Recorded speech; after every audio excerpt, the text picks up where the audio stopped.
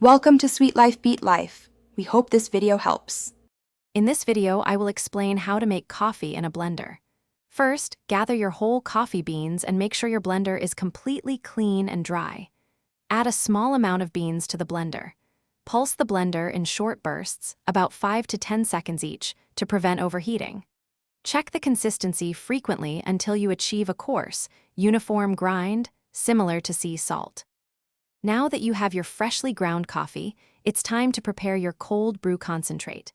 Combine the ground coffee with cold, filtered water in a large container. A good starting ratio is 1 part coffee to 4 parts water. For example, 1 cup of grounds to 4 cups of water.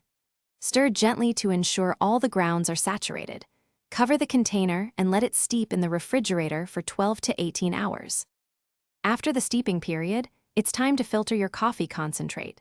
Place a fine mesh sieve over a clean pitcher or jar. Line the sieve with cheesecloth or a paper coffee filter for an even clearer result. Slowly pour the coffee mixture through the filter. Allow it to drip naturally, then gently press any remaining solids to extract all the delicious liquid.